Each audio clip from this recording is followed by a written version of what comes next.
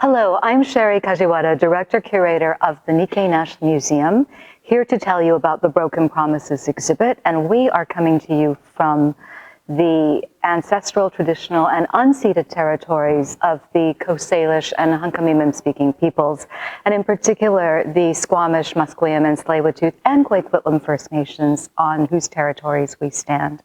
The Broken Promises exhibit is a traveling exhibition that is grounded in a 7-year research and public history project called Landscapes of Injustice. So behind me is the introduction panel, and it is showing a historic photograph of Vancouver after the Japanese community was removed from, the Japanese Canadian community was removed from the West Coast. So what you are seeing are two white children looking into a storefront of a shop that would have been owned by a Japanese Canadian family. So the Broken Promises exhibit is really about the dispossession, that not just the internment, which a lot of people know about, but the dispossession, what was lost, what was taken away, and all the promises that were broken to the Japanese Canadian community. So let's go inside and we'll see the rest of the exhibit. When you first enter the exhibit, there is explanation panels on the project, how we are on homes taken away from Japanese Canadians that did stand on land earlier taken from Indigenous people. But we enter a room where we introduce 7 narrators, 7 storytellers that we chose from the research of Landscapes of Injustice.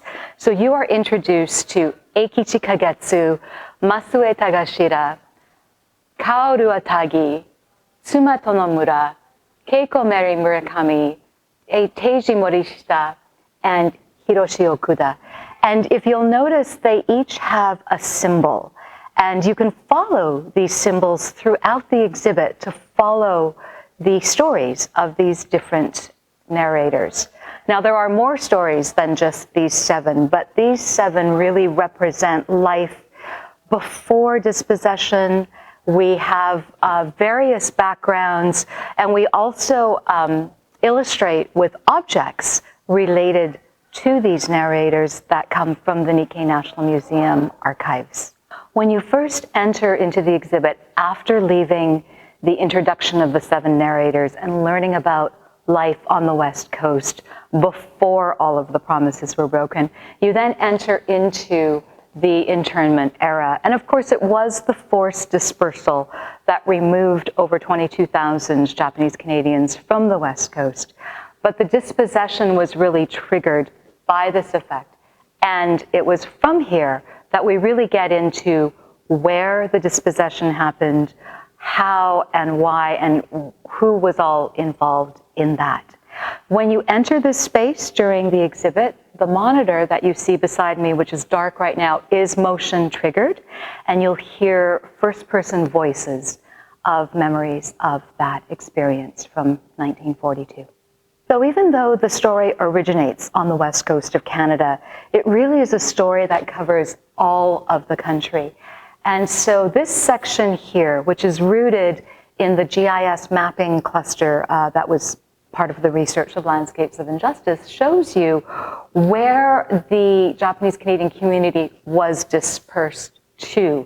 And you can see the numbers all across Canada. You can also follow those 7 narrators. So you can follow the symbols of the narrators here. And this is where they ended up in 1951. So this really is also a story of a decade of dispossession. And there are maps on the table as well. There are maps on the table that you can look through that show all of the different areas from the central hub of the Powell Street district all the way through the provinces of Canada. This book, for example, shows you how Powell Street looked in 1930. And then if you keep flipping, how it looked in 1941. And these red-colored squares are Japanese-owned properties. And then if you look in 1949.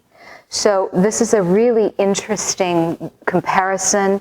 We also have a book on the monetary values, the lost investments that took place. So this is showing some of the properties, and you can see what the initial purchase price would have been, what it would have sold for at horrible prices, and of which, by the way, 100% of that did not go to the displaced peoples.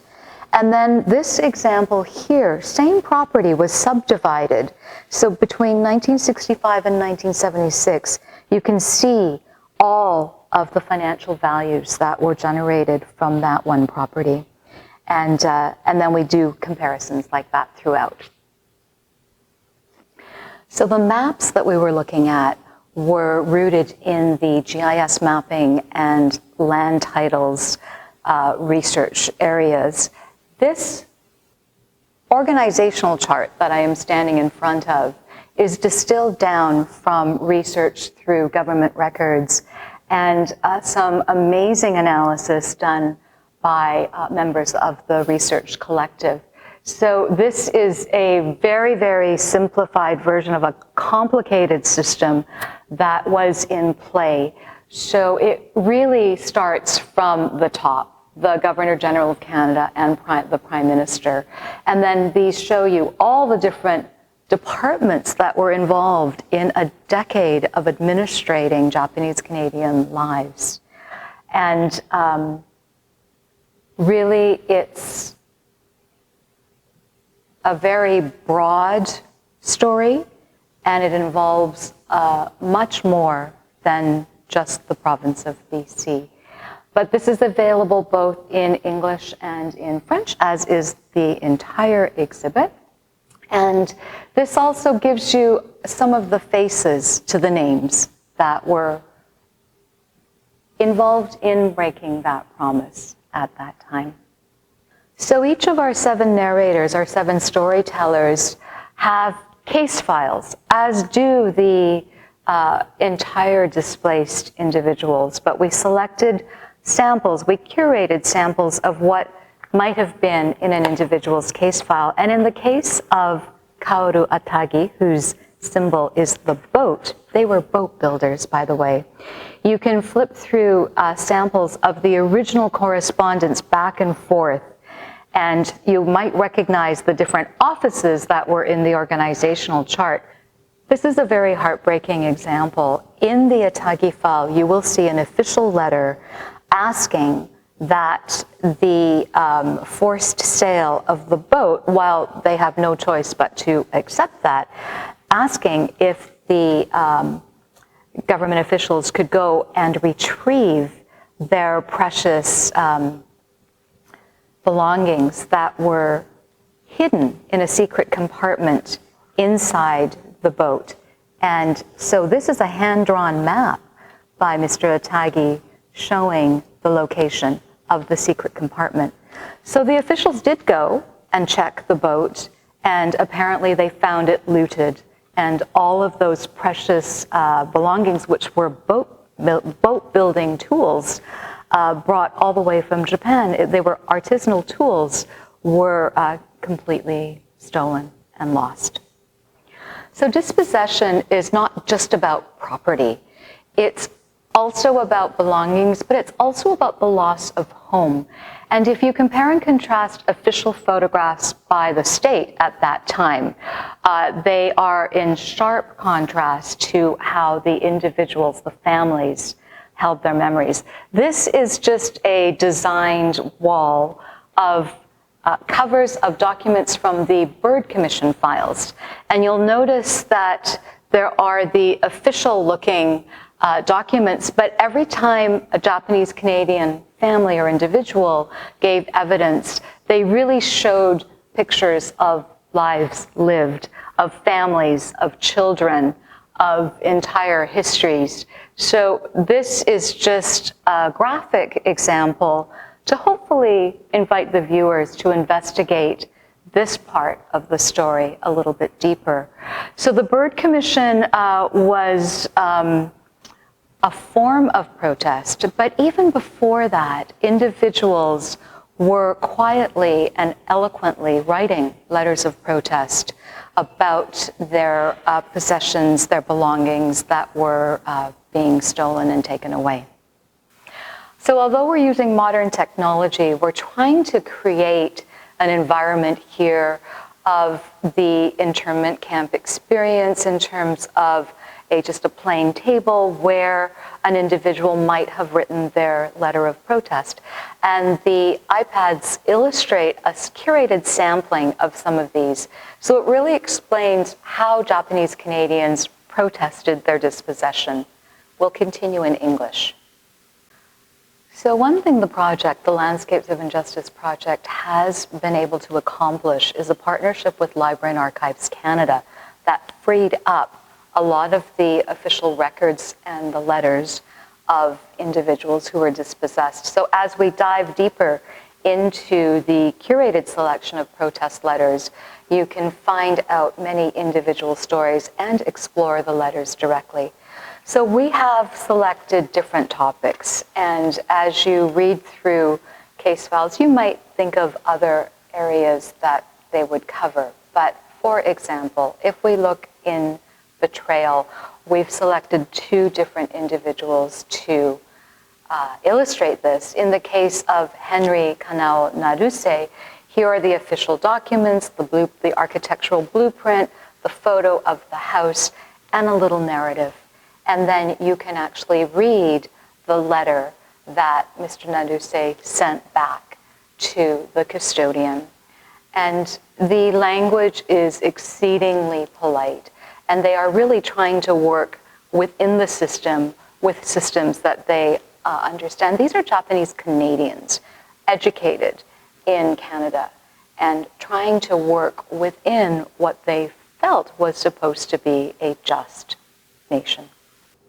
So the section that we just left, the Offices of Losses, is very rich with information. You can spend a lot of time at each of the different stations, looking through the different case files of the 7 storytellers, really learning about the different levels of administration of the entire community by the state.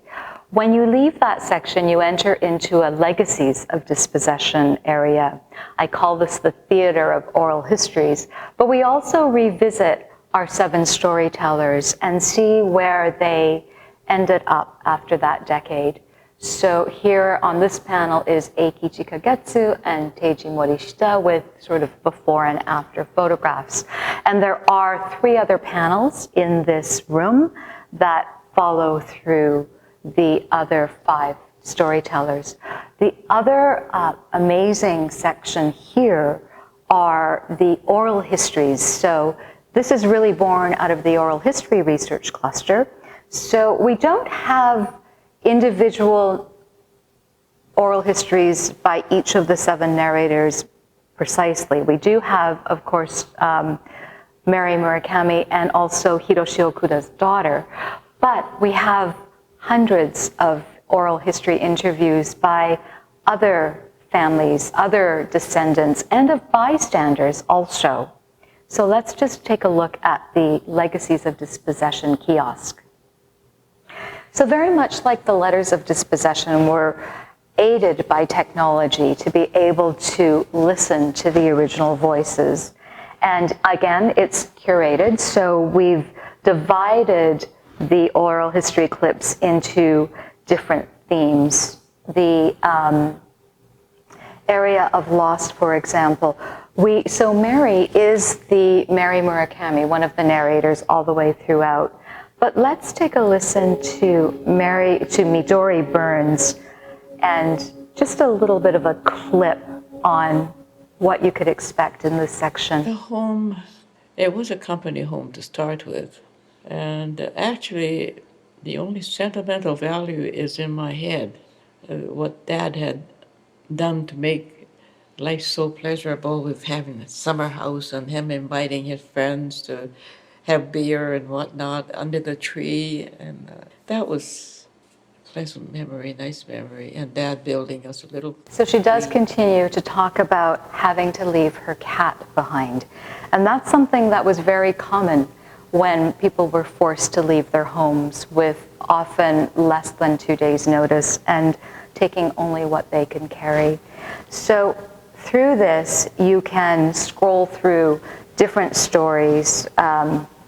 You can also go through to bystanders. So Facing the Past is actually some amazing oral histories by the descendants of some of those key players that we first saw in the organizational chart of the state administration.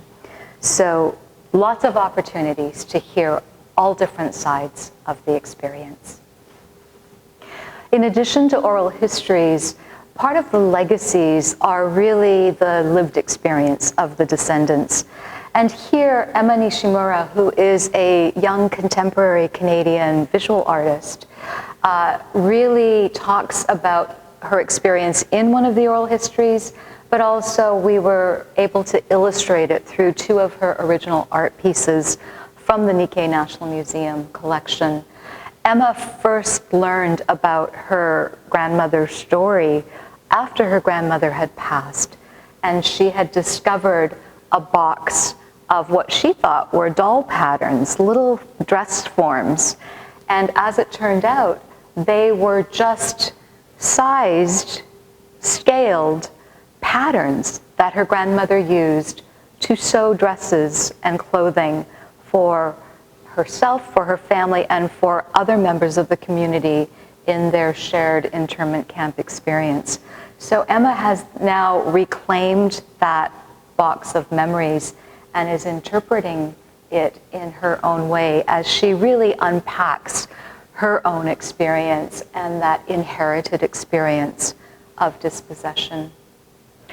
We have a final 2 selections to show you from the Legacies section. Vivien Rignestad, who was also on the community council that advised on this exhibit, is part of the oral history section, and also Leslie, who is the granddaughter of Frank Shears, one of the bystander accounts. And so we just pulled these 2, in addition to Emma, just to illustrate the diversity, the voices, the shared experience. So at the end of the exhibit, we invite every visitor to really investigate this question: can Canada offer a just home for all? And we also invite you to give your feedback on your experience of the entire exhibit and of components that you really enjoyed or would like to investigate further. So there is a website that you can click onto and give your feedback. And there's an algorithm on that that is going to be grabbing words and creating word clouds with the responses that come in as well. So I invite all of you to go on to landscapesofinjustice.uvic.ca/feedback and give us your thoughts.